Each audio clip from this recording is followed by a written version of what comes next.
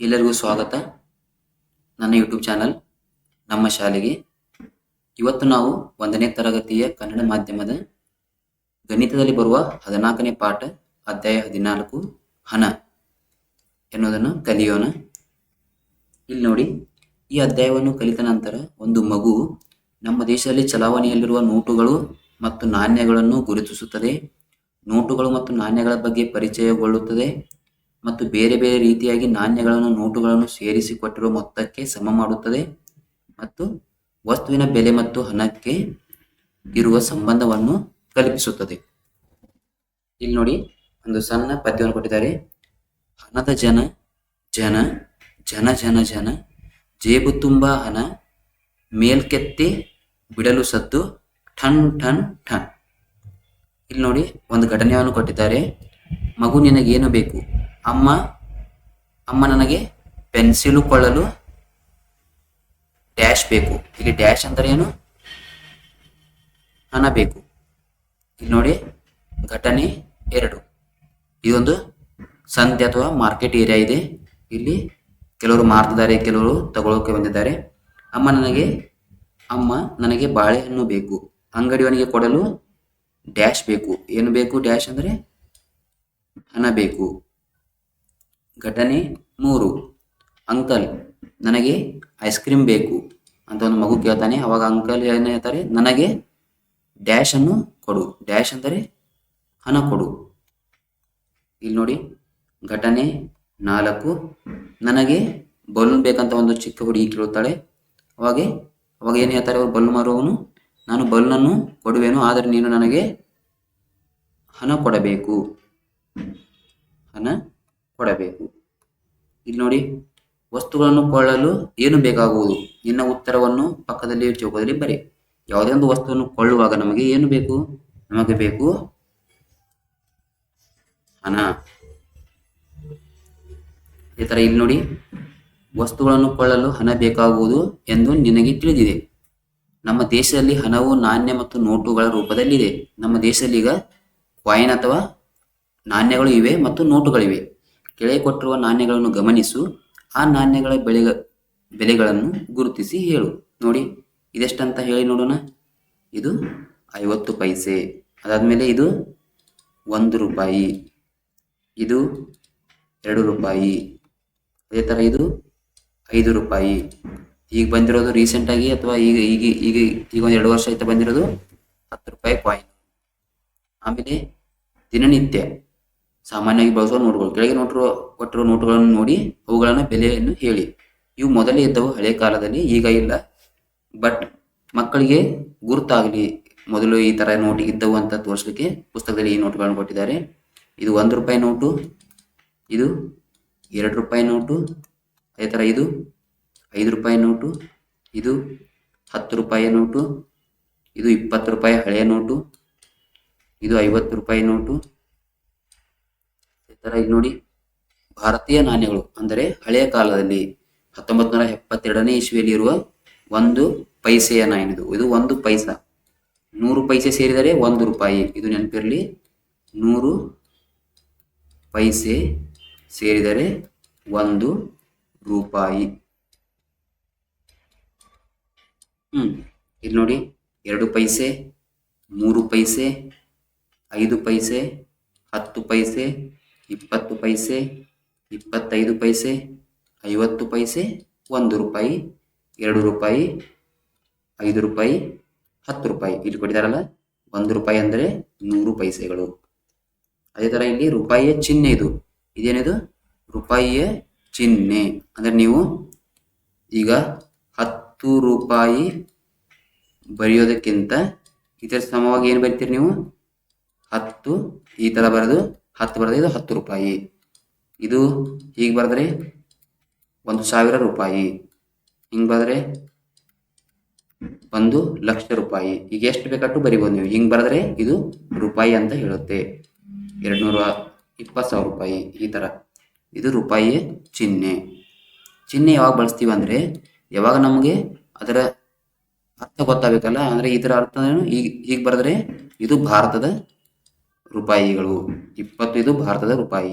ಈ ಥರ ಕೆಳಗೆ ತೋರಿಸಿದಂತೆ ಹಣವನ್ನು ಹೊಂದಿಸು. ಇಲ್ಲಿ ನೋಡಿ, ₹1 ಹೊಂದಿಸಿದ್ದಾರೆ. ಅದೇ ಥರ ನೋಡೋಣ, ಇಲ್ಲಿ ₹2 ಇದೆ, ಇಲ್ಲಿ 2ಕ್ಕೆ 2 ಹೊಂದಿಸಿ.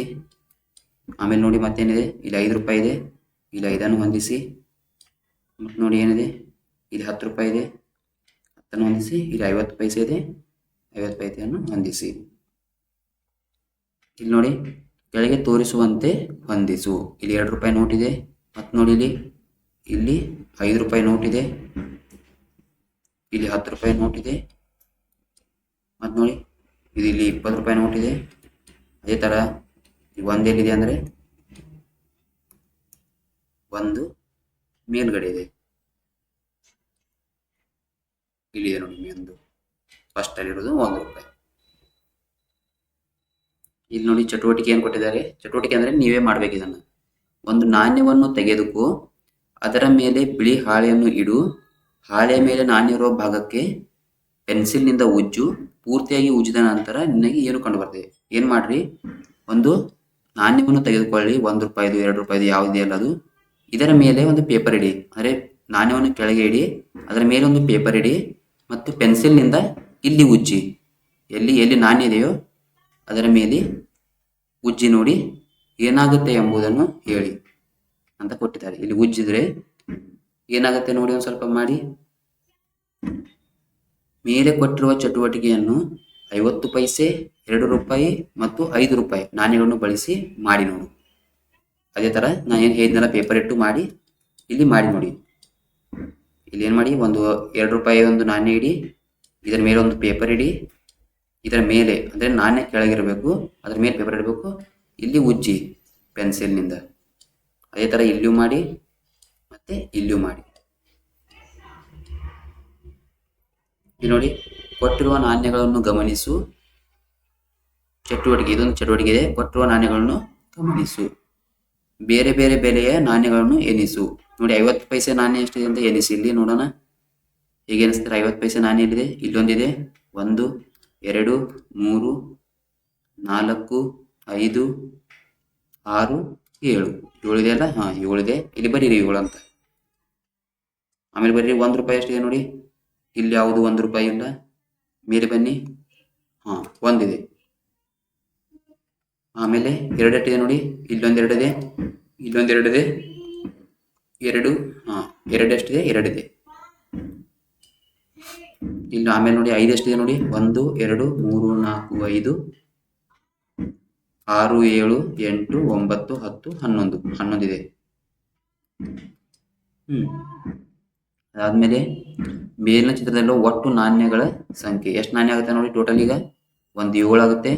7, 1, 8, 8, 2, 10, 10 ಮತ್ತು 11, 21.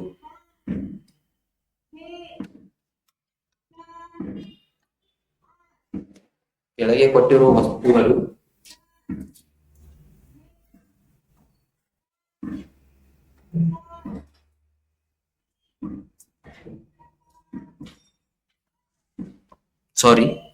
ಕೆಳಗೆ ಕೊಟ್ಟಿರುವ ವಸ್ತುಗಳು ಹಾಗೂ ಅವುಗಳ ಬೆಲೆಗಳನ್ನು ನೋಡು. ವಸ್ತುಗಳ ಬೆಲೆಗೆ ಸರಿ ಹೊಂದುವ ನಾಣ್ಯ ಅಥವಾ ಕೊಟ್ಟಿರುವ ಪಕ್ಕದಲ್ಲಿ ಸಹಿ ಗುರುತನ್ನು ಹಾಕು. ಇಲ್ಲಿ ನೋಡಿ, ಇಲ್ಲಿ ಚೌಕಟ್ಟು ಕೊಟ್ಟಿದ್ದಾರೆ. ಚೌಕಟ್ಟರ ಬೆಲೆ ಎಷ್ಟು? 50 ಪೈಸೆ. ಈ 50 ಪೈಸೆಯಲ್ಲಿ ಎಲ್ಲಿ ಕಾಣುತ್ತಲ್ಲ, ಅದಕ್ಕೆ ಒಂದು ನೀವು ಸಹಿ ಗುರುತನ್ನು ಹಾಕಬೇಕು. ಕೆಳಗೆ ನೋಡೋಣ. ಈಗ ಇದು ಪೆನ್ಸಿಲ್ ಬೆಲೆ ₹5. ₹5 ಎಲ್ಲಿದೆ ನೋಡಿ ಇದರಲ್ಲಿ? ಇಲ್ಲಿದೆ. ಇದರ ಮುಂದೆ ಒಂದು ಸಹಿ ಗುರುತನ್ನು ಹಾಕಿ. ಇಲ್ಲಿ ನೋಡಿ, ಒಂದು ಕಾಯಿ ಇದೆ, ಅದರ ಬೆಲೆ ₹1. ಇಲ್ಲಿ ಎಲ್ಲಿದೆ ಒಂದು ನೋಡಿ, ಇಲ್ಲಿ ಒಂದಿದೆ, ಇದರ ಮುಂದೆ ಒಂದು ಸಹಿ ಗುರುತನ್ನು ಹಾಕಿ. ಇದರ ಇಲ್ಲಿ ನೋಡಿ, ಒಂದು ಬಾಳೆಹಣ್ಣು ₹2 ಇದೆ. ₹2 ಇದೆ ನೋಡಿ, ಇಲ್ಲಿದೆ, ಇಲ್ಲಿ 2 ಹಾಕಿ.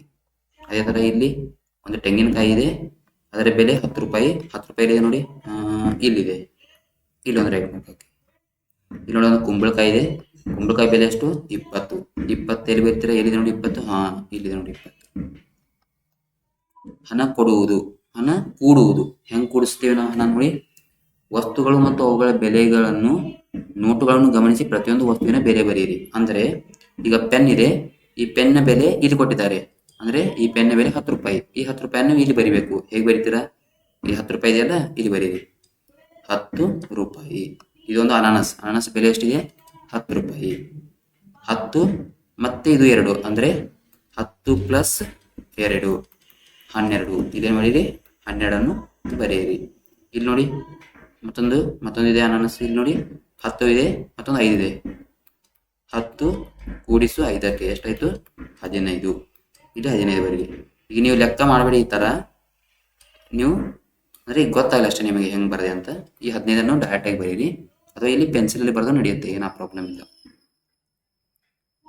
ಚಟುವಟಿಕೆ ನೋಡಿ, 5 ರೂಪಾಯಿ ನೋಟಿದೆ, 10 ರೂಪಾಯಿ ನೋಟಿದೆ, 20 ರೂಪಾಯಿ ನೋಟಿದೆ, 1 ರೂಪಾಯಿ ಕಾಯಿನ್ ಇದೆ, 2 ರೂಪಾಯಿ ಕಾಯಿನ್ ಇದೆ, 5 ರೂಪಾಯಿ ನಾಣ್ಯ ಇದೆ.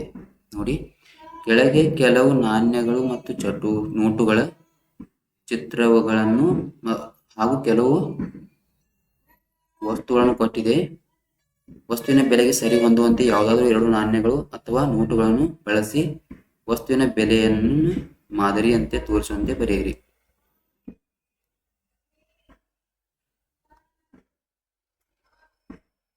ಒಂದು ನಿಮಿಷ.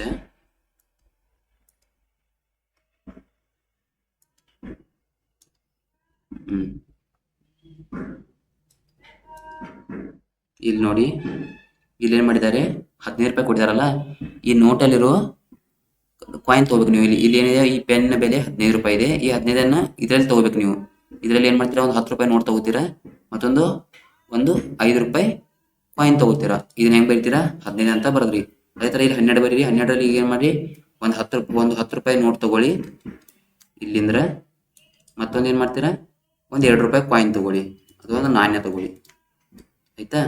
ಅದೇ ಥರ ಇಲ್ಲಿ ನೋಡಿ, ಕೆಳಗೆ ಈಗ 7 ರೂಪಾಯಿ ಇದೆ. ಸಾರಿ, ಕಾಣಿಸಲ್ಲ ಅನ್ಸುತ್ತೆ ವಿಡಿಯೋದಲ್ಲಿ. ಈಗ ನೋಡಿ, ಇದರಲ್ಲಿ ಏನ 7 ರೂಪಾಯಿ ಇದೆ. 7 ರೂಪಾಯಿನ ಹೆಂಗೆ ಬರೀತೀರಾ ನೀವು, 7 ರೂಪಾಯಿ ಸಲುವಾಗಿ ಏನು ಮಾಡಿ, ಒಂದು 5 ರೂಪಾಯಿ ನಾಣ್ಯ ತೊಗೊಳ್ಳಿ, ಮತ್ತೊಂದು 2 ರೂಪಾಯಿ ತೊಗೊಳ್ಳಿ. ರೂಪಾಯಿ 5 ಪ್ಲಸ್ ರೂಪಾಯಿ 2.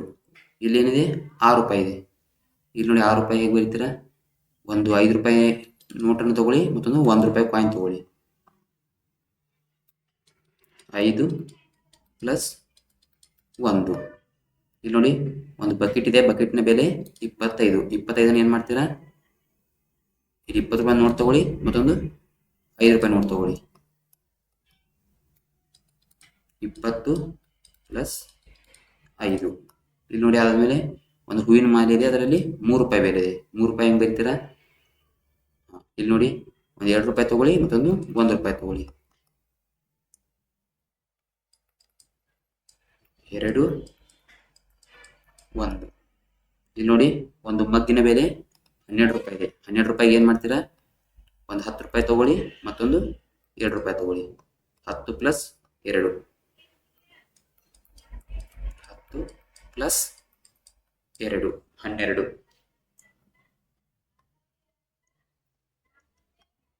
ಆಯ್ತಾ. ಮುಂದೆ ಹೋಗೋಣ. ಇಲ್ಲಿ ನೋಡಿ, ವಸ್ತುಗಳ ಬೆಲೆಯನ್ನು ನೋಡು, ವಸ್ತುವನ್ನು ಕೊಳ್ಳಲು ಕೊಡಬೇಕಾದ ಹಣಗಳೊಂದಿಗೆ ಗೆರೆ ಹಿಡಿದು ಹೊಂದಿಸು. ಇಲ್ಲಿ ನೋಡಿ, ಈಗೇನಿದೆ, ಇಲ್ಲಿ 11 ಇದೆ, ಅಂದರೆ ಇದರ ಬೆಲೆ ಇದೆ. ಈ ಬೆಲೆಗಳನ್ನು ಇಲ್ಲಿ ಸರಿದೂಗಿಸು. ಇಲ್ಲಿ ನೋಡಿ, 10 ಮತ್ತು 1 ರೂಪಾಯಿ ಕಾಯಿನ್ ಇದೆ, ಅಂದರೆ 11 ಐತಿ. ಈಗ ಈ 11 ಇಲ್ಲಿ ಗೆರೆ ಬೆಳೀರಿ. ಆಮೇಲೆ ನೋಡಿ, ಇಲ್ಲಿ ತೆಂಗಿನಕಾಯಿ ಎಷ್ಟು 10 ರೂಪಾಯಿ ಇದೆ, ಇಲ್ಲಿ 10 ರೂಪಾಯಿ ನಾಣ್ಯ ಇದೆ, ಇದನ್ನು ಜೋಡಿಸಿ. ಆಮೇಲೆ ನೋಡಿ, ಮತ್ತೇನಿದೆ, ಇಲ್ಲಿ ಇಲ್ಲಿ ನೋಡಿ 12 ಇದೆ, ಇಲ್ಲಿ 12 ಇದೆ. ಇಲ್ಲಿ ನೋಡಿ 10 ರೂಪಾಯಿ ನಾಣ್ಯ ಮತ್ತು 2, 10 2 12 ಇಲ್ಲಿ ಜೋಡಿಸಿ. ಆಮೇಲೆ ಇಲ್ಲಿ 5 ಇದೆ ನೋಡಿ, ಈ 5ಕ್ಕೆ ಈ 5ಅನ್ನು ಜೋಡಿಸಿ. ಆಮೇಲೆ ನೋಡಿ, ಒಂದು 2 ರೂಪಾಯಿ ಬಲೂನ್ ಇದೆ. ಇಲ್ಲಿ 15 ಇದೆ ಅಲ್ಲ, ಈ 15ಅನ್ನು ಇಲ್ಲಿ ಕೆಳಗೆ ನೋಡಿ, ಇಲ್ಲಿದೆ ಕೆಳಗೆ ಮಗ್ಗಿನ ಬೆಲೆ ಇಲ್ಲಿದೆ ನೋಡಿ, ಇದು 15. ಆಮೇಲೆ 2 ಎಲ್ಲಿದೆ ಬಲೂನು, ಇಲ್ಲಿ ನೋಡಿ 2 ಈ ಥರ ಸೇರಿಸ್ರೆ ಆಯಿತು. ಮಕ್ಕಳ ಮಳಿಗೆಗೆ ಇಲ್ಲಿರುವ ಆಟಿಕೆಗಳ ಬೆಲೆ ಚೀಟಿಯನ್ನು ನೋಡು, ಅನಂತರ ಪ್ರಶ್ನೆಗಳಿಗೆ ಉತ್ತರಿಸು. ಚೀಟಿ ಅಂದರೆ ನೋಡಿ, ಇಲ್ಲಿ ಒಂದು ಕಾರಿಗೆ ಬೆಲೆ 10 ರೂಪಾಯಿ, ಒಂದು ಗೊಂಬೆಗೆ ಬೆಲೆ 5 ರೂಪಾಯಿ, ಒಂದು ಡಮರುಗದ ಬೆಲೆ 2 ರೂಪಾಯಿ, ಒಂದು ಸೈಕಲ್ನ ಸ್ಟ್ಯಾಂಡಿನ ಬೆಲೆ 5 ರೂಪಾಯಿ. ಇಲ್ಲಿ ನೋಡಿ ಹೆಂಗೆ ಮಾಡಿದೆ ಅಂತ. 10 ರೂಪಾಯಿಗೆ ಯಾವ 2 ಆಟಿಕೆಗಳನ್ನು ನೀನು ಕೊಳ್ಳುವೆ. ನೀನು ಕೊಳ್ಳಬಹುದಾದ ಆಟಿಕೆ ಸಂಖ್ಯೆಯನ್ನು ಬರೆಯಿರಿ. 2 ಮತ್ತು 4. ಇದೇನಿದ್ದಾರೆ, ಈಗ ಒಂದು ಮಗುವಿನ ಹತ್ರ 10 ರೂಪಾಯಿ ಇದ್ದರೆ ಅದು ಯಾವ 2 ಆಟಿಕೆಗಳನ್ನು ತಗೋಬಹುದು? ಇಲ್ಲೇನು ನೋಡಿ 2 ಯಾವ ತಗೋಬಹುದು? ಒಂದಿದ್ದು ತಗೋಬಹುದು 5 ರೂಪಾಯಿದು, ಮತ್ತಿದೊಂದು 5 ರೂಪಾಯಿದು. 5 5 ಸೇರಿದ್ರೆ 10 ಆಯ್ತಲ್ಲ, ಆ ಥರ. ಇಲ್ಲಿ ನೋಡಿ 10ಕ್ಕೆ ಯಾವ ನೀನು ಒಂದು ಆಟಿಕೆಯನ್ನು ಕೊಳ್ಳುವೆ? ಇಲ್ಲಿ 10 ರೂಪಾಯಿದು ಯಾವುದು ಒಂದೇ ತಗೋತೀನಿ ನೀನು, ಇದು ತಗೋತೀಯ ಅಂದರೆ ಒಂದನೇ ಸಾಮಾನು, ಒಂದನೇ ಆಟಿಕೆ ಸಾಮಾನು. 5ಕ್ಕೆ ಯಾವ ಒಂದು ಆಟಿಕೆಯನ್ನು ಕೊಳ್ಳುವೆ? 5 ರೂಪಾಯಿಗೆ ಯಾವುದಿದೆ ಇಲ್ಲಿ? ಒಂದು ಇದು ತಗೋಬಹುದು ನೀನು, ಅಥವಾ ಇದನ್ನು ತಗೋಬಹುದು. ನೀನೇನು ಮಾಡ್ತೀಯ? 2 ಈ ಒಂದೇ ತಗೋಬೇಕಲ್ಲ, 2 ಅಂತ ಬರಿ. ಅಂದರೆ ನಾನು ಗೊಂಬೆಯನ್ನು ತಗೋತೀನಿ. ಇಲ್ಲಿ ನೋಡಿ 5ಕ್ಕೆ ಯಾವ 2 ಆಟಿಕೆಗಳನ್ನು ಕೊಳ್ಳುವೆ? 5ಕ್ಕೆ ನೀನು 2 ಆಟಿಕೆ ಯಾವ ತಗೋವೆ? 5ಕ್ಕೆ 2 ಡಮರುಗವನ್ನು ತಗೋವೆ ನಾನು. ಡಮರುಗ ಎಷ್ಟು? 3ನೇದು ಇದೆಯಲ್ಲ, 3ನೇದು ಏನು ಮಾಡ್ತೀನಿ ನಾನು? 2 ಸತಿ ತಗೋತೀನಿ, 2 ತಗೋತೀನಿ. ಆಯ್ತಾ? ಇಲ್ಲಿಗೆ ಹಣ ಎಂಬ ಪಾಠ ಅಧ್ಯಾಯ ಮುಗಿಯಿತು. ಏನಾದರೂ ತಿಳಿಯದಿದ್ದಲ್ಲಿ ಪ್ಲೀಸ್ ಕಮೆಂಟ್ ಮಾಡಿ, ಶೇರ್ ಮಾಡಿ, ಸಬ್ಸ್ಕ್ರೈಬ್ ಮಾಡಿ, ಲೈಕ್ ಮಾಡಿ. Thank you.